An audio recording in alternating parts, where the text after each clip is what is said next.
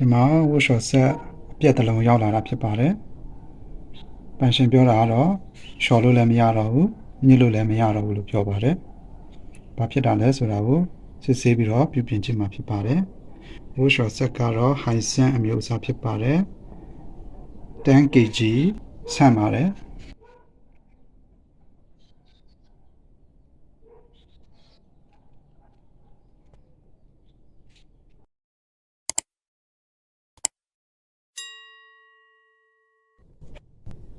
Take Uni YouTube channel ကနေຫນွေထွေးစာကြိုဆိုပါတယ်ဒီထပ်ပိုက်ကလည်းဒီမှာပြတ်ကနေနေပါပြီပြင်ပြီးတော့လဲပေးရမှာဖြစ်ပါတယ်အထဲကိုတစ်ချက်ဖွင့်ကြည့်မှာဖြစ်ပါတယ်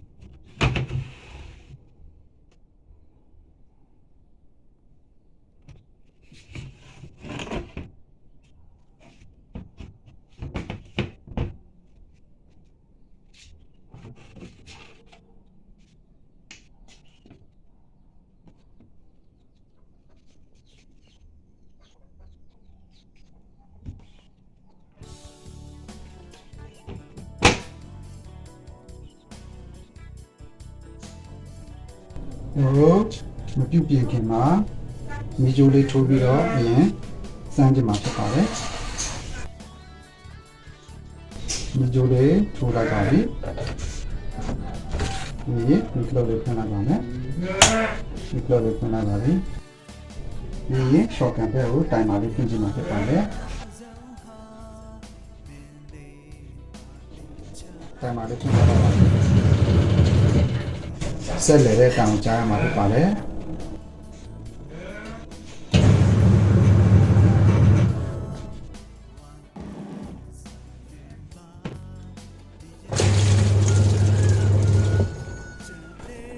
ရှိုးတဲ့ကန်ကတော့အလုံးလုံးနေတာတွေ့ရပါတယ်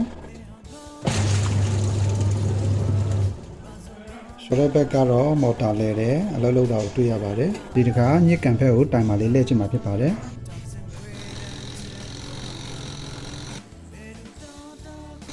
ညစ်ကန်ကတော့မော်တာမလဲပါဘူး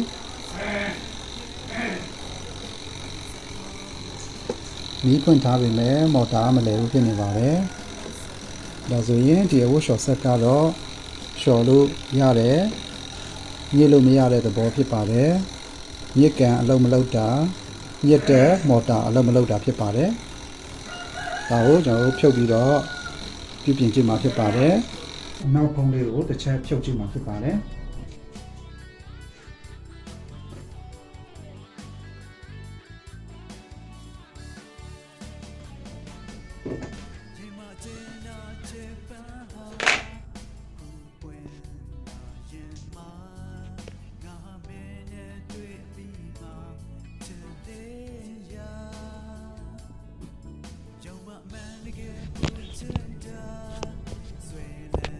ဒီဝှရှော့ဆက်ကိုအနောက်ဖုံးလေးကိုဖွင့်ကြည့်တဲ့အခါမှာ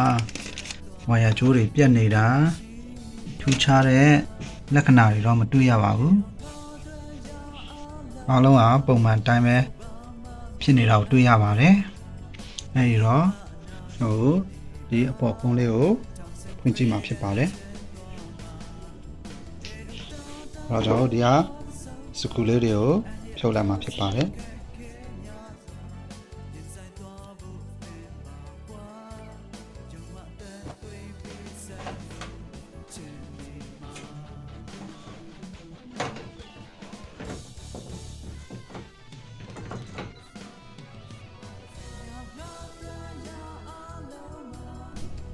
ဝါယာကြိုးတွေတော့ပြတ်နေတာတော့မတွေ့ရပါဘူး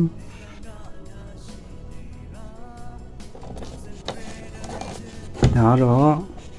ရှော့ကန်တိုင်မှာဖြစ်ပါတယ်ရှော့ကန်တိုင်မှာတော့အစကတည်းကကောင်းပြီးသားဖြစ်ပါတယ်စစ်ဆေးကြရမလိုပါဘူးဒီဘက်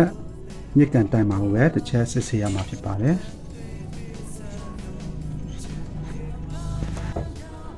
ဒီဝါယာကြိုးနဲ့ချောင်းကတော့ညစ်ကန်တိုင်မှာနေဆင်းလာတဲ့ဝါယာကြိုးနဲ့ချောင်းဖြစ်ပါတယ်ဒီကြိုးနဲ့ချောင်းကိုတော့စစ်ဆေးရမှာဖြစ်ပါတယ်ပြီးရင်ဒီ plastic ထုတ်လေးကိုဖြည့်ပြီးတော့ဝါယာကြိုးတွေကိုဆက်တွဲရှိမရှိစစ်ဆေးကြမှာဖြစ်ပါတယ်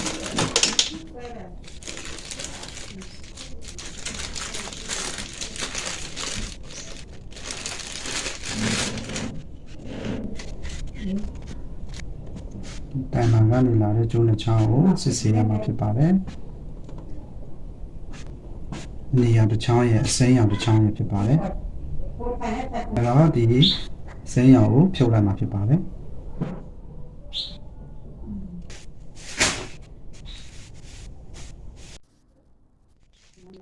ပြီးတော့ဒီအနီရောင်လေးကိုလည်းဖြုတ်လိုက်မှာဖြစ်ပါတယ်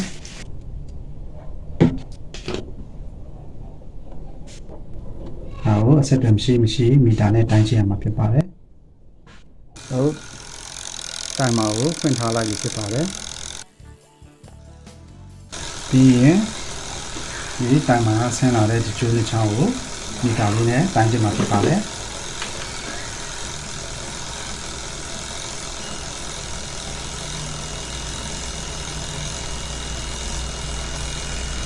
ကျိုးနှစ်ချောင်းကတော့အဆက်အသွယ်ရှိတာကိုတွေ့ရပါတယ်။ဒါဆိုရင်ဒီကျိုးနှစ်ချောင်းကတော့ကောင်းနေတာကိုတွေ့ရပါတယ်။တိုင်မာကိုစစ်ဆေးကြည့်တာလည်းကောင်းတယ်။ဒီမှာ dot switch လေးကိုကြည့်တာလည်းကောင်းတာကိုတွေ့ရပါတယ်။ဝါယာကျိုးတွေကိုစစ်ဆေးကြည့်တာလည်းကောင်းနေတာကိုတွေ့ရပါတယ်။အဲတော့အခုစစ်ဆေးဖို့ကညစ်ကန်အတွက်မော်တာပဲကျန်ပါတယ်။အဲ့တော့ညစ်ကန်မော်တာကျိုးလေးတွေကိုဖြုတ်ပြီးတော့အုံတိုင်းကြည့်ရမှာဖြစ်ပါတယ်စစ်ဆေးကြည့်ရမှာဖြစ်ပါတယ်အဲ့တော့ညစ်ကန်မော်တာဝါယာကျိုးတွေကိုဖြုတ်လိုက်မှာဖြစ်ပါတယ်ဒီမှာမော်တာလေးဒီမှာညစ်ကန်မော်တာနေလာတဲ့ကျိုးလေးဒီတစ်ချောင်းရှိပါတယ်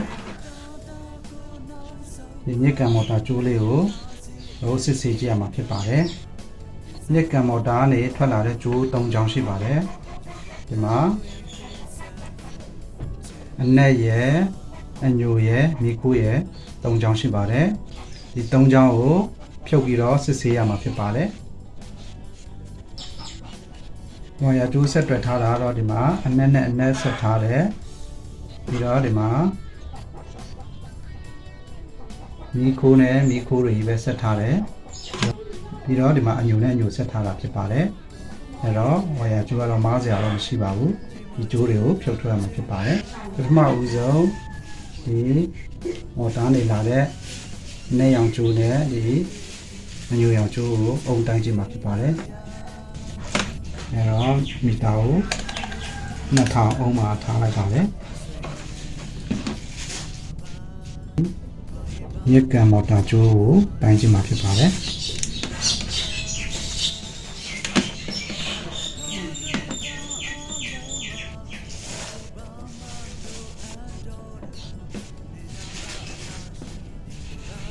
အုံ130အုံလောက်ပြနေတော့တွေ့ရပါတယ်။ဒါအနည်းလေးကိုတိုင်းကြည့်မှဖြစ်ပါတယ်။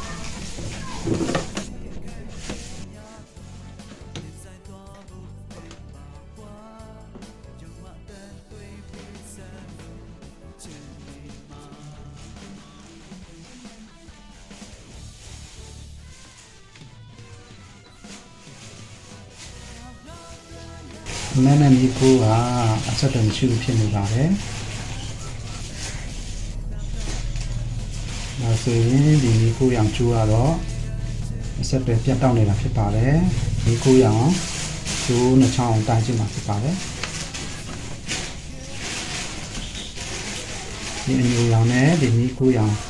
ကျိုးတိုင်းကြည့်တဲ့အခါမှာလည်းအဆက်အသွယ်မရှိတာတွေ့ရပါတယ်။ဒါဆိုရင်ဒီကိုရောင်ကျိုးကတော့ပြတ်တောက်နေတာဖြစ်နိုင်ပါတယ်အဖြေကိုတွေ့ပြီးဖြစ်တဲ့အတွက်ကြောင့်မို့လို့ခုနကဖြုတ်ထားတဲ့အနီရောင်ကျိုးနဲ့အစိမ်းရောင်ကျိုးပြန်ပြီးတော့ဆက်ပေးလိုက်မှာဖြစ်ပါတယ်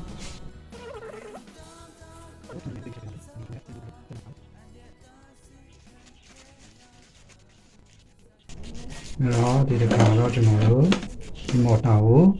ဖြုတ်ပြီးတော့စစ်ဆေးမှရတော့မှာဖြစ်ပါတယ်ဘုံမော်တာကိုဖြုတ်ကြည့်မှာဖြစ်ပါတယ်ဒီပေါ်ဖုန်းလေးကိုလည်းပြန်ပြီးတော့တက်ဆင်ပေးလိုက်မှာပါပဲ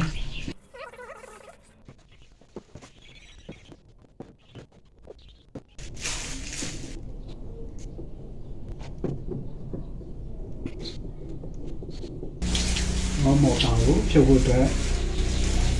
ဒီဝှက်ဆက်စကူလေးတွေဖြုတ်ထုတ်မှာဖြစ်ပါတယ်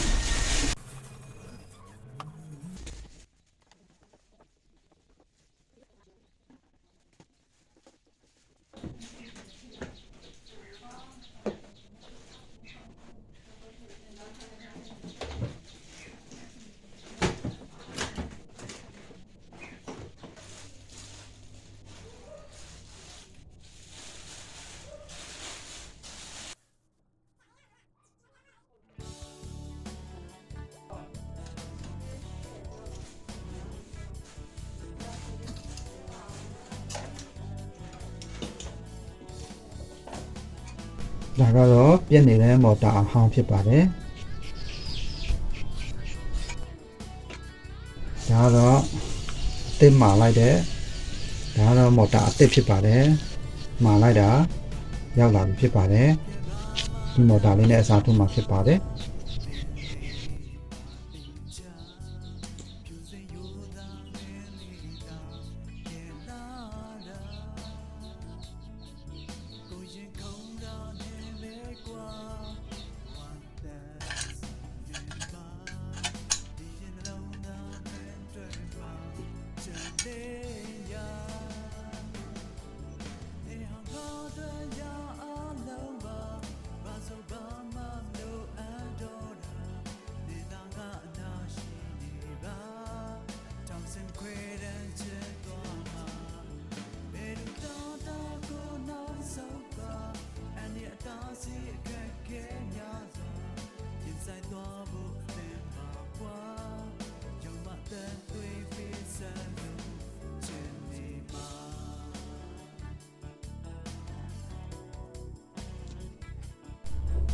မော်တာကို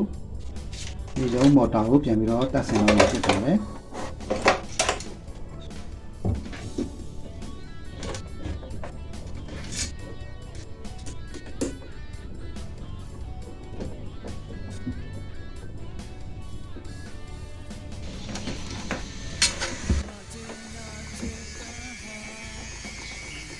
မော်တာကိုပြန်ပြီးတော့အထိုင်ချပြီးတဲ့နောက်မှာဝါယာကြိုးတွေပြန်ပြီးတော့ဆက်တော်ပြရမှာဖြစ်ပါတယ်ပထမဦးဆုံးညစ်မော်တာကနေလာတဲ့လိုင်းကြိုးရယ်ရှော့မော်တာကနေလာတဲ့လိုင်းကြိုးရယ်ပြီးတော့ဒီ AC မီးကြိုးအဝင်လိုင်းကြိုးရယ်၃ချောင်းကိုဆက်ပေးရမှာဖြစ်ပါတယ်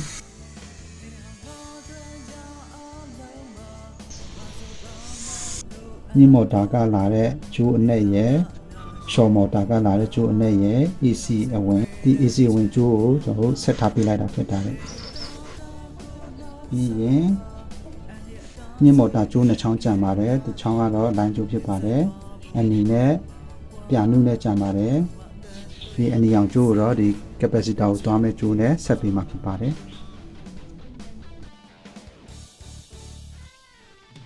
ပြီးရင်နောက်ဆုံးဒီပြာနုရောင်တစ်ချောင်းပဲကြံပါတယ်ဒီအပြာနုရောင်ကိုကြတော့ဒီ capacitor ကိုတွားမဲ့အညူရောင်ကြိုးနဲ့ဆက်ပေးရမှာဖြစ်ပါတယ်ဒီမှာ capacitor ရှိပါတယ် capacitor ကိုတွားတဲ့ဒီအညူရောင်ကြိုးဖြစ်ပါတယ်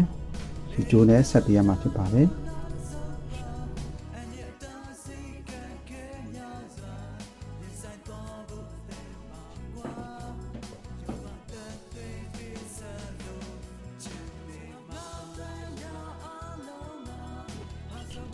ဒီတိုက်တဲ့ကိုထောက်ပြီးတော့ဆက်ရှိမှာဖြစ်ပါတယ်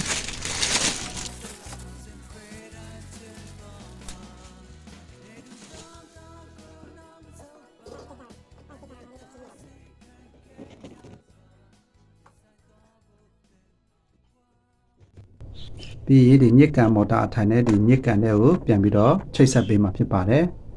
ဟိုးရှော့ဆဲရဲ့အပေါ်ပိုင်းနဲ့ဒီအောက်ပိုင်းကိုပြန်ပြီးတော့ချိတ်ဆက်တတ်ဆင်ပေးမှာဖြစ်ပါတယ်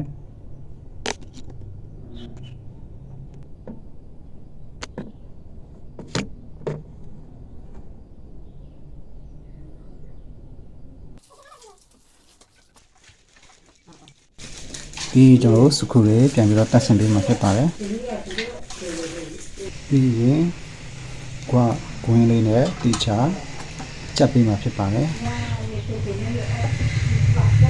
မော်တာပြန်ပြီးတော့တတ်ဆင်ပြီးသွားပြီဆိုရင်ဒီဝါယာကြိုးတွေကိုတတ်ရလေးဖြစ်သွားအောင်တီချာအိတ်ထဲပြန်ထည့်မှာဖြစ်ပါတယ်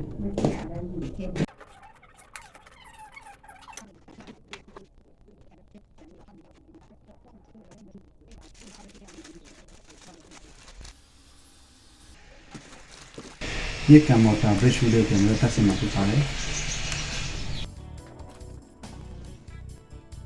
ပြီးရင်ရေစင်ပါအဖွင့်ပိတ်ကြိုးကိုပြန်ပြီးတက်ဆင်ပေးမှာဖြစ်ပါတယ်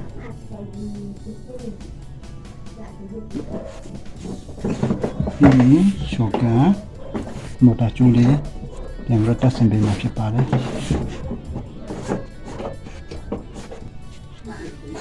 ဒီကျင်းတော့ဖုန်းလေးပြန်ပြီးတော့တက်ဆင်မှာဖြစ်ပါတယ်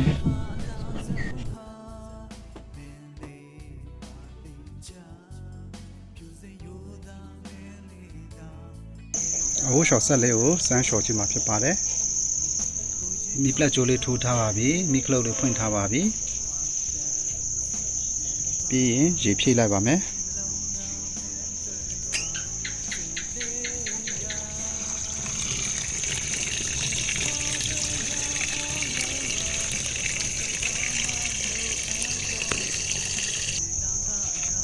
ပြီးတော့ wash timer လေးကိုဖွင့်လိုက်မှာဖြစ်ပါတယ်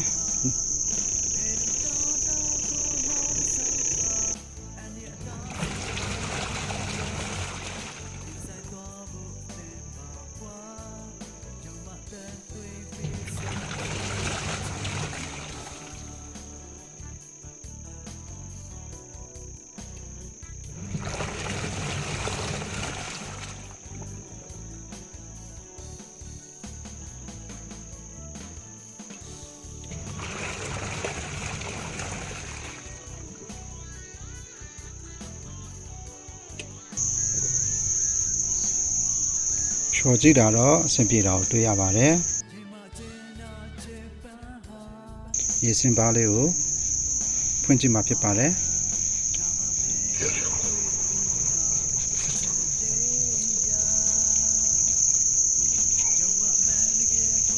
ရေတွေဆင်းလာတာကိုတွေ့ရမှာဖြစ်ပါတယ်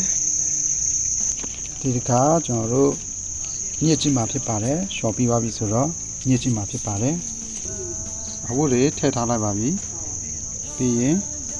ညှစ်ကြည့်မှာဖြစ်ပါတယ်ပြီးရင်ညစ်ကန်တိုင်မာလေးကိုဖွင့်လိုက်မှာဖြစ်ပါတယ်ဘိုးကတော့ညစ်နေပြီဖြစ်ပါတယ်အတန်ကြားလေးမော်တာလဲတဲ့အတန်ကြားနေရမှာဖြစ်ပါတယ်မှာရေလဲဆင်းလာတာကိုတွေ့ရမှာဖြစ်ပါတယ်ပြီးရင်ကျွန်တော်တို့အဝတ်တွေ6လားမ6လားဆိုတာကိုဖွင့်ကြည့်မှာဖြစ်ပါတယ်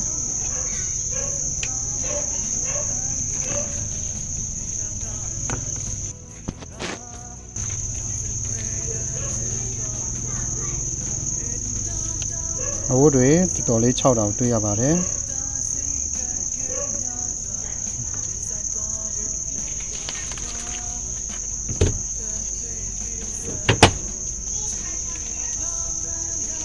ဒါဆိုရင်ကျွန်တော်တို့ဒီ